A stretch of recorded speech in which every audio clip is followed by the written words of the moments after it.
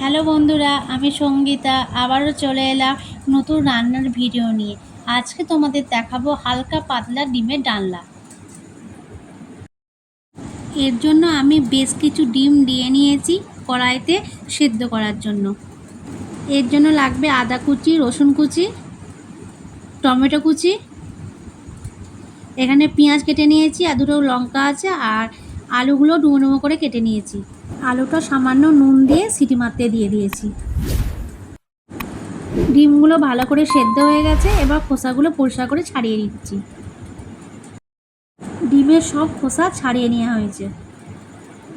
ডিমগুলোকে নুন হলুদ মাখিয়ে নিলাম।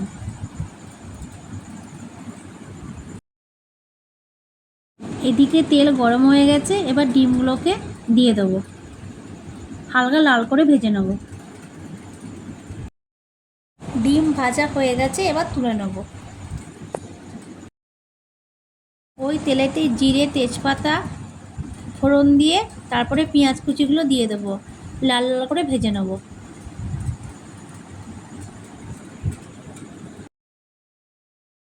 পেঁয়াজ লাল লাল করে ভাজা হয়ে গেছে, এবার টমেটোগুলো দিয়ে দেবো, আর দুটো কাঁচা লঙ্কাও দিয়ে দিয়েছি।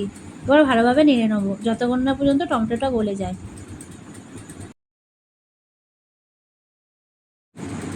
এবার আদা রসুনের পেস্টটা দিয়ে দেবো এবং ভালোভাবে কষে নেব যতক্ষণ না পর্যন্ত তেল ছাড়ছে।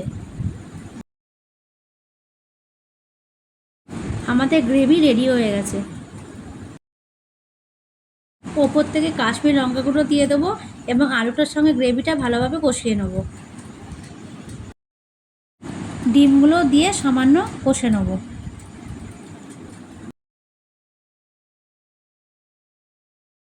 সামান্য জল দিয়ে ঝোলটাকে ভালো করে ফুটিয়ে নেব, আর শেষে গরম মশলা দিয়ে দেবো। তাহলেই আমাদের রেডি হয়ে যাবে হালকা পাতলা ডিমের ডালনা। এই রান্নাটা কেমন লাগলো অবশ্যই কমেন্টে জানাবেন।